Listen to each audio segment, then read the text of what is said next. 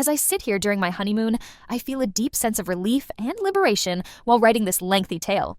My husband is equally enthusiastic, perhaps even more excited about sharing our story than he is about enjoying the resort beverages. Quite amusing, really. I do not usually engage in writing on platforms like Reddit, and since my husband is the Reddit aficionado, he thought it would be best for me to share this with a throwaway account to keep it separate from his main account.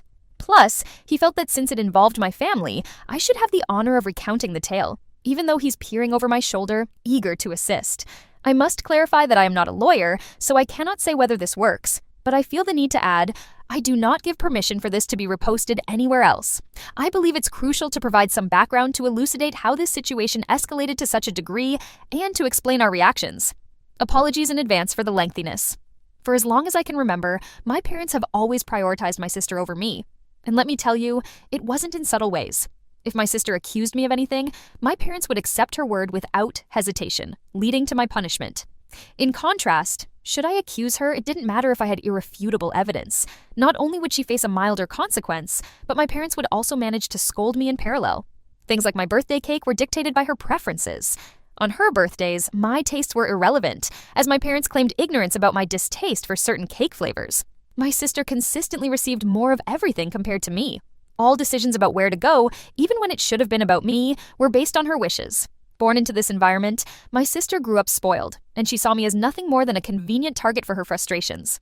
Early on, she mostly ignored me, but things took a turn for the worse as we entered our teenage years. The underlying cause remains a mystery to me, but she found herself friendless, which only aggravated her behavior.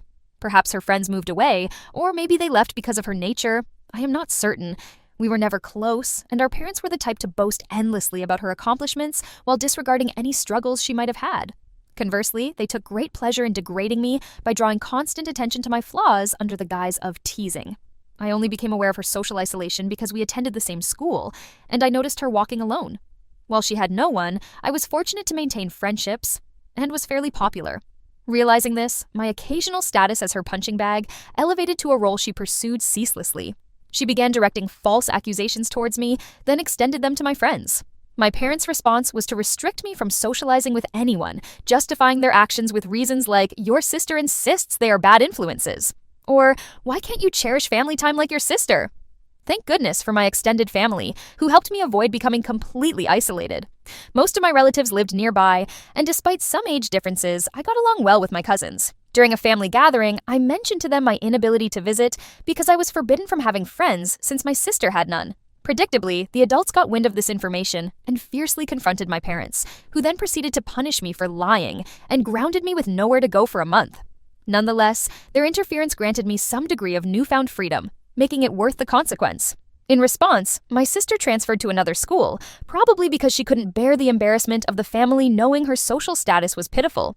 My parents indulged her request instantly, going so far as to pay extra since the school was farther away. Fortunately for her, she made new friends, but our prior dynamic did not resume. Once she tasted the thrill of sabotaging my life, and fueled by anger over my revelation to our family, her vendetta against me became relentless. My living situation remained unchanged.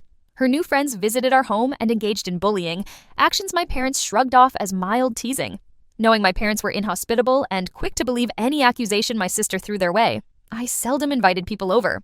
On the bright side, I grew closer to my cousins, secure in the knowledge that my parents would not dare pull such stunts with our family members.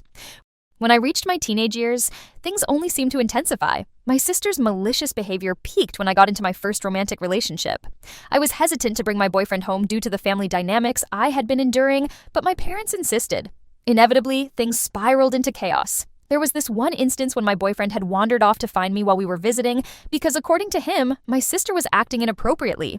She had approached him, batting her eyelashes in a rather over-the-top manner, all while attempting to flirt with him and putting me down.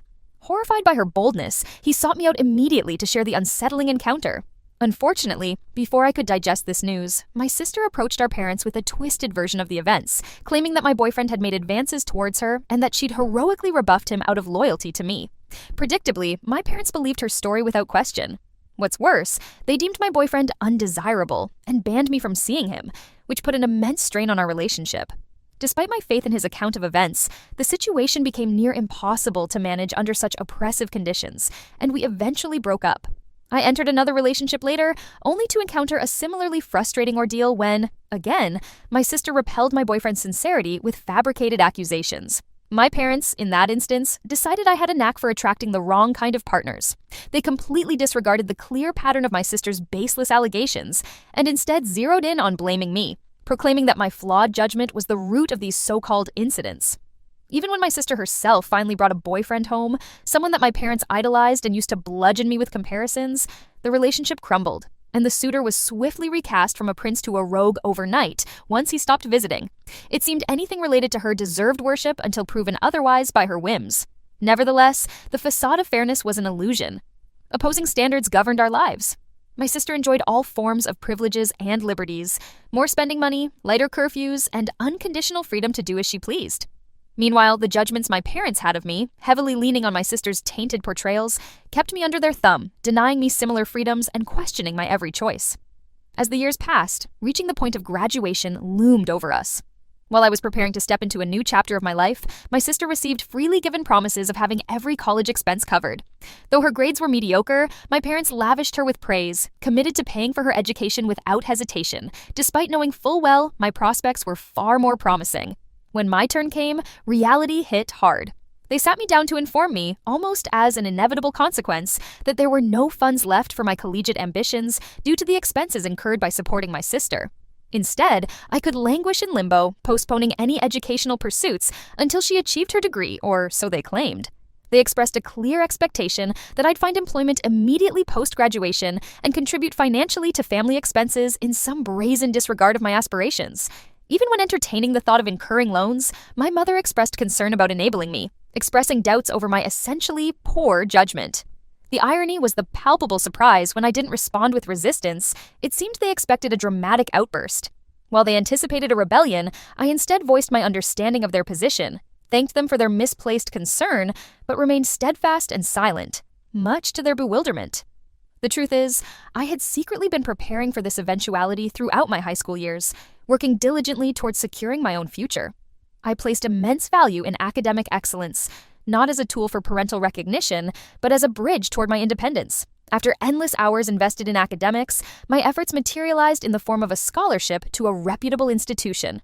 It came at a crucial time when my confidence in familial support waned, but it marked the start of my liberation, a glint of hope towards escaping the shadows they'd cast. Little did I know, marrying my husband would be the ultimate revolution against the shackles of such a weighted past. By the time wedding plans came into the mix, the volatility of my family's dynamics never ceased to amaze me. When my fiancé and I decided to marry, albeit looking for a more modest ceremony, my parents naturally expressed the desire to meet my fiancé. This time, emboldened by love and shared goals, I almost found the courage to refuse. Yet lingering familial ties kept me from taking the plunge. Surprisingly, my soon-to-be husband was oddly delighted at the prospect. Having the foresight of their usual antics, he armed himself with a high-quality recorder to document any underhanded tactics they might employ. Off he went, alone, to meet them. Upon returning, he wore a mischievous grin, the kind that only comes from unearthing unexpected plot twists. "You won't believe what they suggested," he exclaimed, gleaming as though Christmas had come early. I braced myself for the recount you'd expect from a petite warfare novel. Surprisingly, my parents had exceeded even the most outlandish of imaginations. My parents unveiled their proposal under the guise of a compromise to soothe my past grievances. They offered to contribute financially to our wedding costs, but only if my sister could walk down the aisle first, in a wedding dress, at my wedding. Absorbing their audacity felt surreal, like something plucked straight from a soap opera. This way, they reasoned, it wouldn't bruise the family honor of allowing a younger sibling to wed first. The storyline they envisioned engulfed my venue, shrouding every genuine moment with layers of performative pageantry for the sake of my sister. I found absolution in my husband's necessitated calm amidst this chaos. Despite the absurdity of their request, he discouraged confrontation.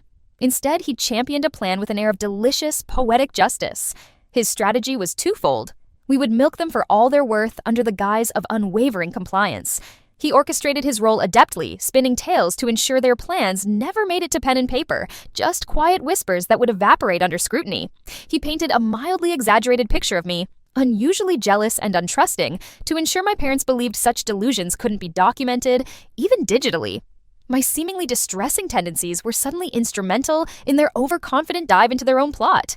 As the orchestrated deception played out, every wedding preparation became a covert operation. We agreed on lower-cost options only to have my husband return with my sister for reevaluations. With scripted sorrow, he feigned reluctance against upgrading choices on my parents' dime, igniting my sister's louder demands in retributions of generosity. It was pure theater, and every act added layers to our future festivity. Ours in heart, yet theirs by purse. Locations, food, flowers, dresses, each decision was treated like psychological warfare. And the joke was deliciously on them. We laughed about every funding victory we'd seized, titling it Back Pay for Emotional Damages. The doctrine of this mischievous narrative wasn't even limited to mere diversions, but extended to incorporate my sister's gall to try and lure him into salacious flirtation, which he artfully declined with feigned conflict. Each of their attempts, rooted poignant in interference, not only showcased their enduring favoritism, but also set stage for an evening whose spotlight they unknowingly surrendered. Everything meticulously proceeded in parallel with our preparations for the actual wedding day. Unbeknownst to them, security was few among our intents, primed to orchestrate their downfall while ensuring the serene exchange of our vows. The day would arrive not as an intimidating specter, but as a testament to resilience against a past I was ready to leave behind.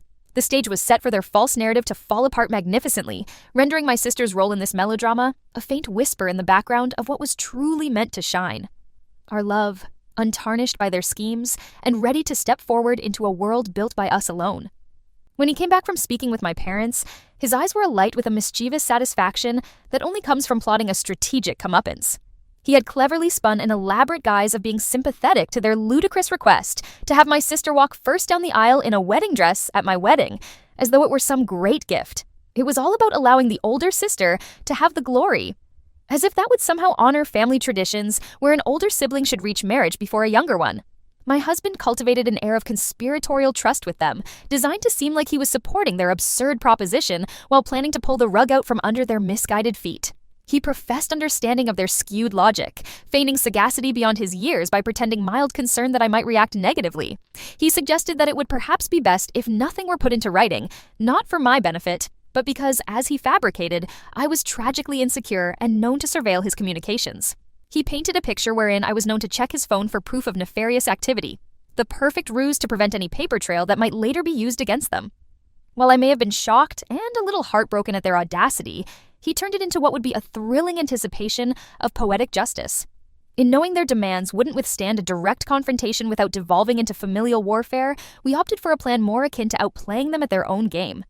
While on the surface, it seemed he'd compromised my dignity to play along, in reality, the foundations of their meddling would crumble with the absence of any proof we'd agreed to such madness. With the bait of cooperation in place, they didn't hesitate to get involved in wedding planning extravaganza, a perfect setup for our plans to bleed them dry under pretense. At every turn, my husband would innocuously agree to cheaper options at venues and caterers, only to clandestinely return with my sister, offering pleading eyes to my parents that implied resignation to the lesser choice out of humble gratitude, a silent prompt for them to insist on more lavish alternatives. My parents took the lead in insisting we accept higher-end choices as a show of unparalleled generosity, with my sister firmly urging each decision into reality with exaggerated declarations of what I deserved. My husband would dutifully relay these conversations with a knowing grin, another sly win for our quietly executed deception with every bill they shouldered. Our preparations mirrored a double-layered theater, each performance moving us towards the grand curtain call on the wedding day while lining our experience in extravagance we hadn't initially anticipated nor planned for. We chuckled at how each luxurious expense served inadvertently to gird our vows, untouched by their subtle malevolence. The plays about fabrics and bouquets became wholesome fables shared over midnight tea, fostering laughter and strengthening bonds previously frayed by childhood shadows. Among the coup de grace embedded into our little theater of chaos was, of course, a contingency against the unthinkable chance of my mother and sister making actual advancements for the dress wreckage ploy. My husband had even managed a tactful deflection by producing faux evidence of sabotaging fabrics, an assurance neither I nor my wedding dress had been truly encumbered by halfway schemes. Security plans were artfully fitted into the work, standing sentinel against the unlikely but magnified dread that my sister might just gall the guards and attempt sneaking into my moment, dressed in her fantasy. And so, all pathways led to the main event, one curated with unyielding intent to serve up justice, but not just in the name of standing defenses. in celebration of letting our union and happiness gleam untethered beyond confinement from previous narratives penned by those who sought to diminish it. The forthcoming tableau was meant to weave new stories from whispers good and bad alike, yet for once, it would be silenced by truth more tangible than any fiction they sought to weave with threads of venom on the day I would finally be free. When the wedding day finally arrived, the air was thick with anticipation. Our carefully crafted plan was ready to unfold like a well-written drama, ensuring that everything was in place to keep my sister from ruining our moment. The ceremony was set under a beautiful sky, adorned with the finest for which my unsuspecting parents had generously footed the bill. As guests gathered, the atmosphere was a mix of excitement and the quiet hum of people catching up with one another. The venue was exquisite, and each detail seemed to whisper the promise of a new beginning for my husband and me. We had arranged for an understated yet authoritative security presence, their subtle but significant role being to politely insist that my sister would not cross the figurative border, whereby her fabricated pageantry might prelude disaster. Until the moment came, everyone moved like players treading boards softly, their roles already memorized as they awaited the curtain rise. My father moved to his expected place at the entrance, preparing for what he thought was my sister's walk down the aisle. Unbeknownst to him, the coordinated smile of the security assured me from afar that she wouldn't be crashing this celebration. As the bridal music swelled, signaling my entrance, a buzz went through the crowd, a ripple of whispered speculation unfolding like a gentle wave, tilting heads to catch a glimpse of what might deviate from tradition today. It was my entrance, right on cue, that caught everyone, including my father, by surprise. Amidst the soft lighting and floral arches, my father's face shifted through emotions, shock morphing into confusion, finally settling on a facade of forced composure, caught within the spotlight of our gathering. Somewhere outside, beyond sight, my sister was stumbling upon the first act of our true wedding tale, firmly handled by the guards. With a steady heart and a semblance of calm, tinged with the knowledge of our success, I made my way down the aisle to my waiting husband. His smile was joyous and victorious. He softly murmured as I reached him, "Looks like our encore's a hit." Throughout the ceremony, from vows shared with sincerity and smiles exchanged in warmth, inwardly, I held on to the satisfaction of righting years of imbalance and the unexpected triumph of a revenge served subtly and tactfully. Today was about my husband and me, and nothing, not even my family's grandiose attempts to steal or sour the moment, could detract from the vibrant, unyielding happiness that steadied me in the here and now. Our day, our story, built on unshakable vows, free from the shadows of yesteryears, buoyed by unwavering unity, and underscored by a sweet, sweet justice. As the ceremony concluded, applause and warm congratulations washed over us, creating a blanket of joyful relief. The sun peeked just perfectly through the canopy, casting golden halos as we walked together, for the first time, as a wedded duo. Laughing guests partook in the post-ceremony delights, each coursing through moments of shared camaraderie and revelry, fueled by our most cunning of victories. Every tender glance shared with my husband, each whispered endearment, was no longer marred by the specter of my sister. While the feast was in full swing, tales of the thwarted drama whispered among the guests began to unfurl in fragments. My husband's mischievous persistence had woven tales of audacity and quick thinking, making him a temporary focal point alongside those gathered tables. Yet, what echoed in my chest was a delightful blend of unshakable peace and a newfound sense of freedom. My parents' absence, a noticeable silence in their accustomed place, underscored their defeat as much as my joyful ascent into a new chapter. As we danced beneath the twinkling skies, laughter mingled with moonlight, each step grounding the assuredness that while family histories might possess unyielding shadows, sometimes the light of a single victory is bright enough to redefine the landscape. In this dance, in this newfound joy and tranquility, was the heart of our romance and reform, a story turned anew by our hands alone.